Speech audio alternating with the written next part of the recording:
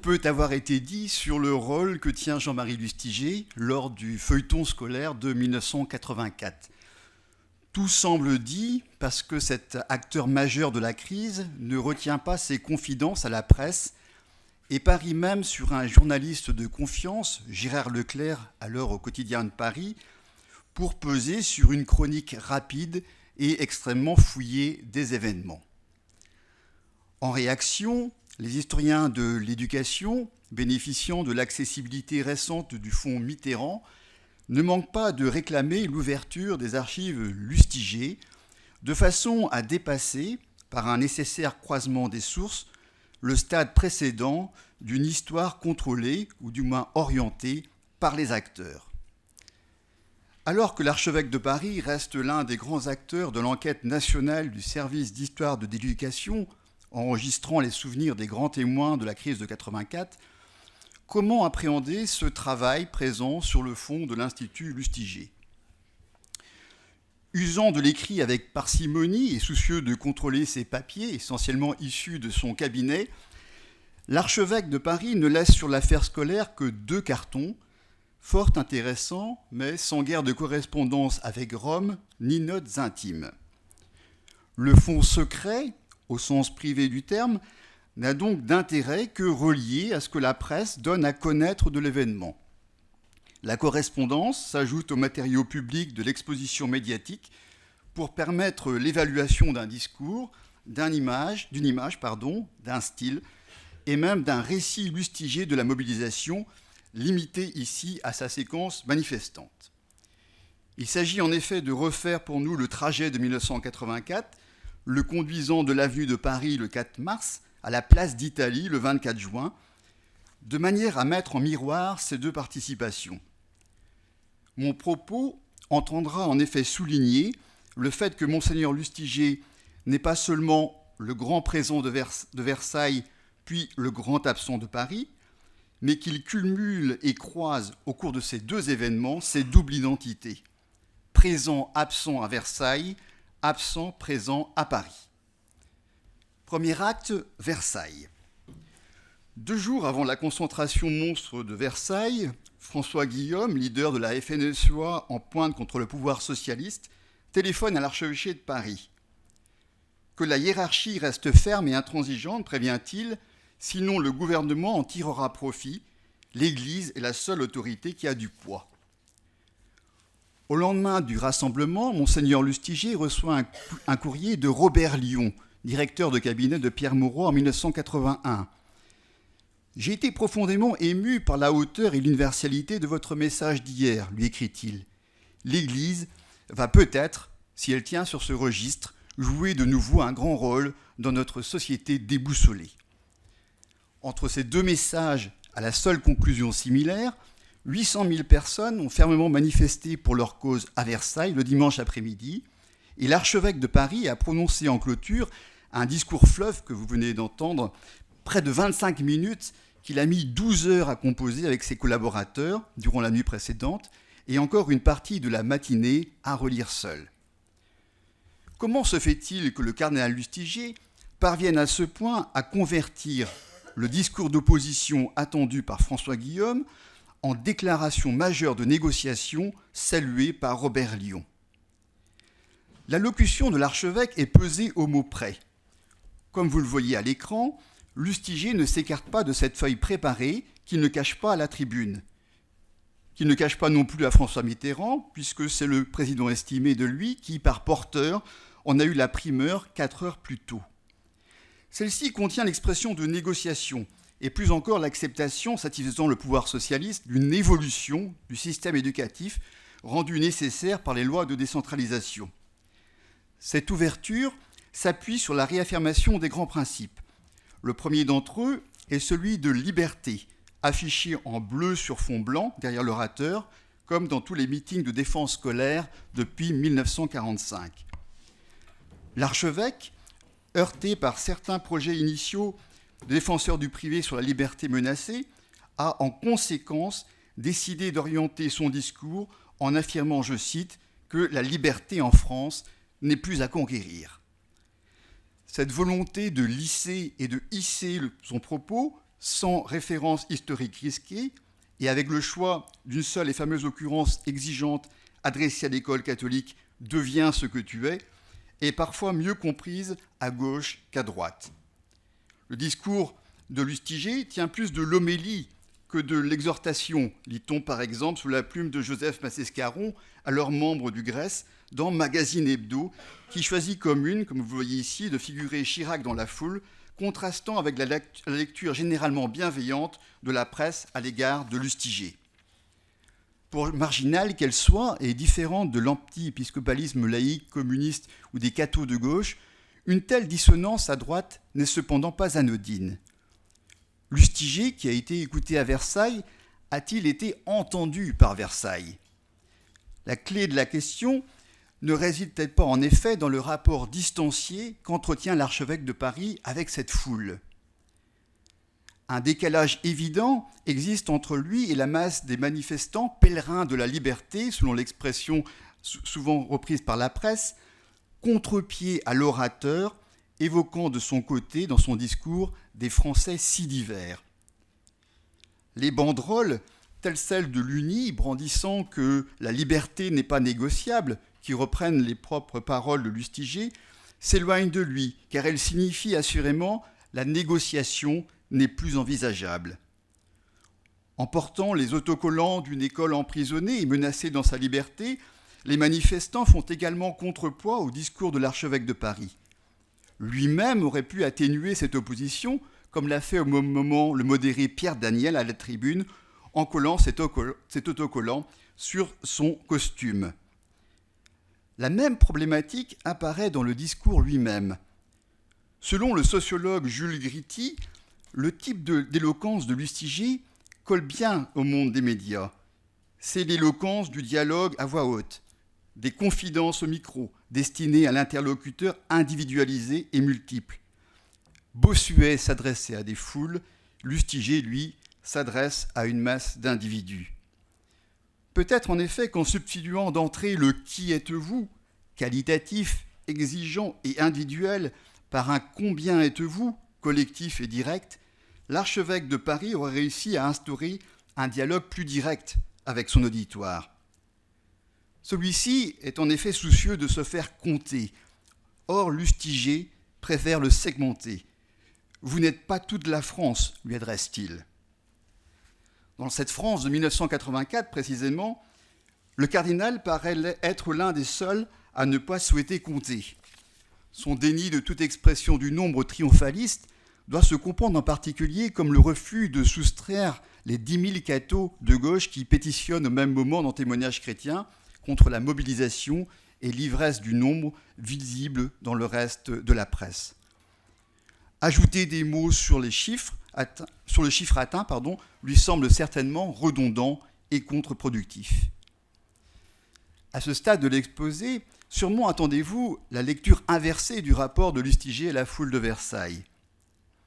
Applaudi, comme Jean-Paul II, précise-t-on parfois, à 21 reprises ai-je compté, par une foule attentive, bienveillante et adhérente, qui éventuellement après l'événement peut chercher à relire son texte, le cardinal Lustiger offre à cette journée historique le discours qu'elle attend et qui apparaît donc comme son propre miroir.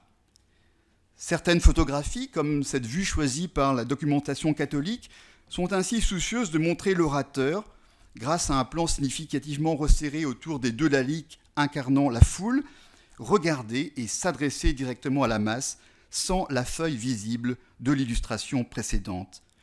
C'est donc bien un discours de foule que l'on doit analyser, non pas construit sur l'improvisation, comme il en a l'habitude, ou sur un lyrisme de circonstance, mais sur une construction habile, tenant en haleine grâce à une litanie en 3 temps, « Qui êtes-vous ?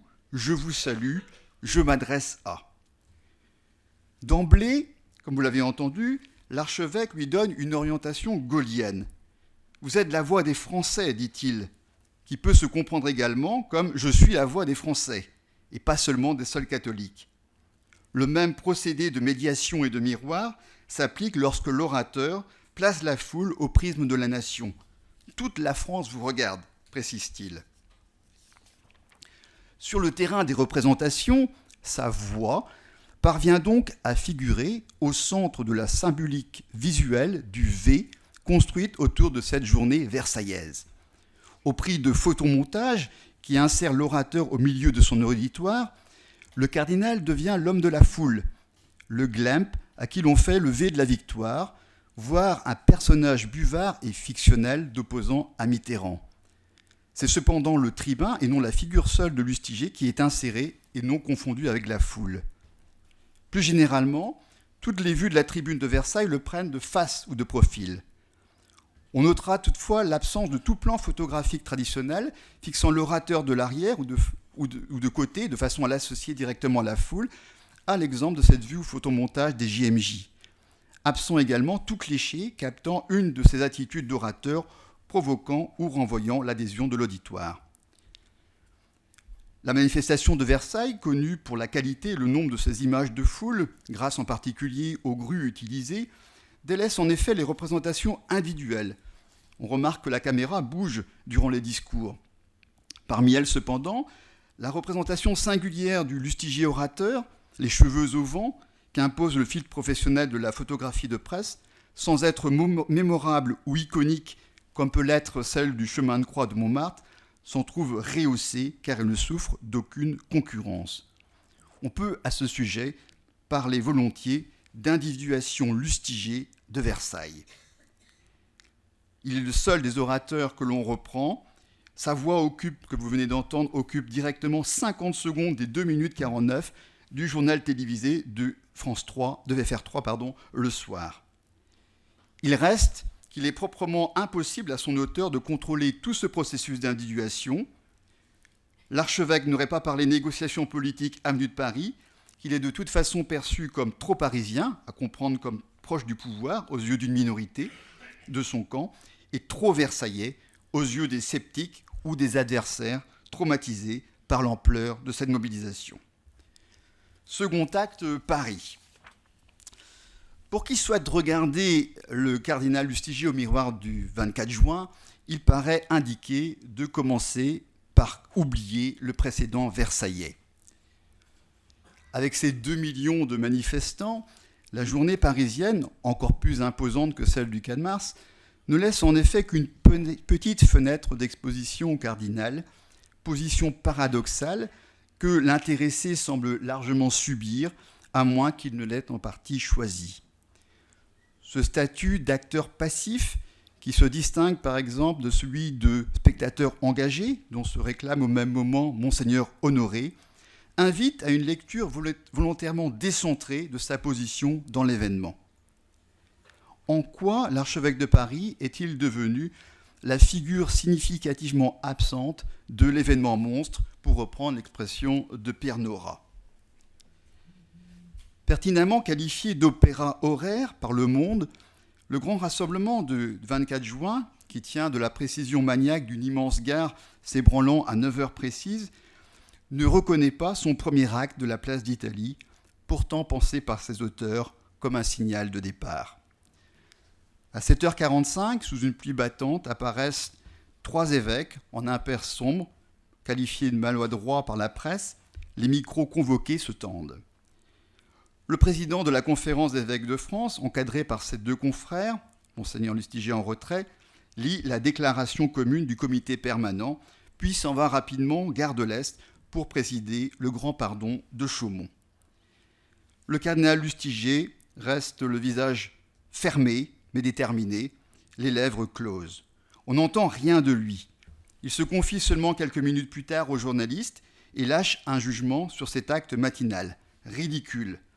L'expression, à l'exégèse redoutable, a valeur de trompe-l'œil, de soupape de décompression et de révélateur à destination des organisateurs de l'enseignement privé comme de Monseigneur Villeneuve. Le cardinal reprend ensuite sa R18, usage parfaitement décalé durant cette journée où tout Paris marche, direction la paroisse Saint-Dominique pour la messe dominicale et la visite pastorale, le déjeuner. On le revoit ensuite à la messe de Notre-Dame à 18h30. Il ne reste plus à Henri Tinck qu'à convoquer le cardinal pour un sombre examen de conscience scolaire dans la solitude contrainte et crépusculaire de la rue Barbet de Jouy. Cette journée flamboyante de fin juin nourrit le paradoxe. La mobilisation conservatrice ressemblerait ainsi à ces journées révolutionnaires ou de changement de régime qui, traditionnellement, mettent à mal et isolent l'archevêque de Paris de la foule. La contrainte, le retrait, l'absence ne sont cependant qu'une moitié de la position elle-même médiane de Lustiger. Sa journée du 24 juin est loin d'être insignifiante. Le dimanche contraint du cardinal Lustiger est en effet trop ordinaire pour ne pas avoir été en partie calibré par l'intéressé. Son identité paroissiale le distingue en particulier de la fête du peuple de Dieu d'Action catholique, volontairement organisée à Melun par les évêques banlieusards. Lustiger refuse tout autant d'inscrire ce dimanche de Saint-Jean et de solennité célébrant le sang et le corps du Christ, l'ancienne fête Dieu, comme une démonstration du triomphe catholique demandé par les intégristes. Comme à Versailles, ce sont bien les titres des journaux qui abusent des métaphores religieuses, là où l'archevêque entend respecter la neutralité de l'événement, au moins dans sa lecture première, voulue par les parents d'élèves. Enfin, il faut considérer que le dimanche du cardinal a été tout sauf monolithique.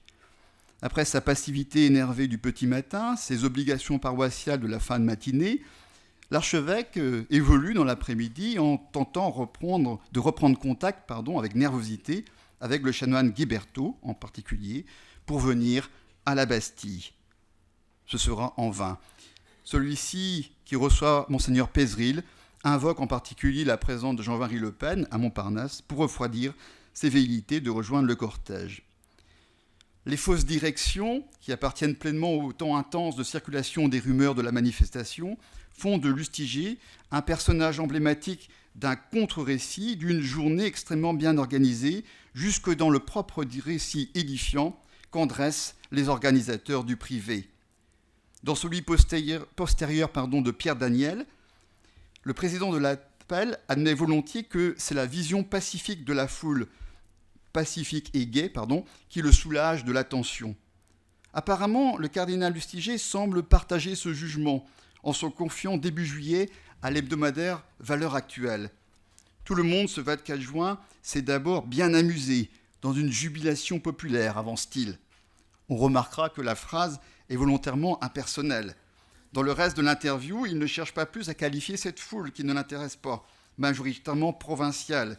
Et comme à Versailles, il refuse de la dénombrer par refus de tout triomphalisme. L'Église ne mobilise pas de division, confie-t-il ainsi à François d'Orcival et à Yann Clair. La foule n'est en fait qu'un prétexte à ce qui l'intéresse véritablement, à savoir l'événement dans sa signification longue, l'événement moins bien vécu à chaud que source d'une analyse profonde et froide. Cet exercice, il le maîtrise parfaitement. Juin 84 est ainsi présenté, comme je cite, comme une version tranquille de mai 68 dans l'hebdomadaire conservateur déjà cité, alors que Monseigneur Honoré consacre sa première interview à témoignage chrétien. Je conclus. Le retour sur événement permet, à travers cette mobilisation marquante, d'appréhender la fonction politique et à un degré moindre pastoral du cardinal Lustiger au début de son épiscopat parisien. Quelques années plus tard, le débat sur la place de l'enseignement religieux dans les rythmes scolaires redonne à l'archevêque de Paris une nouvelle occasion de reformuler son rapport à la laïcité républicaine tel que l'a étudié Philippe Portier. Ces grandes crises l'obligent en fait à un exercice constant d'équilibriste entre le temps court de la réaction médiatique, le temps long de la réflexion qui lui tenait à cœur et la négociation intermédiaire de bureau. Le cardinal Lustiger reste cependant dépendant d'un miroir extérieur, l'événement, la mobilisation, qu'il ne maîtrise qu'en partie. Il est même bien éloigné des manifestants de 1984 qu'il ne rencontre jamais directement lors de bains de foule, de scènes de liesse ou de communion populaire. L'absence de ce traditionnel récit du nombre, souvent imposé par l'émetteur lui-même, convainc que c'est le propre regard et l'intérêt du chercheur qui insère l'objet et le sujet Lustiger dans cette problématique particulière. Celle-ci n'a cependant rien d'artificiel. Une généalogie d'ensemble conduisant de 68 au JMJ que va présenter Charles Mercier samedi matin, vaudrait d'être menée en ajoutant aux manifestations les grands rassemblements de la période Jean-Paul II pour mieux confronter le monstre religieux qu'est l'archevêque de Paris à l'événement monstre. Les manifs de 1984, à la croisée d'une généalogie personnelle et collective, ont fonction de filtres et de miroirs grossissants, dépassant la seule question de l'image et de l'enjeu biographique d'une personnalité aussi écrasante soit-elle.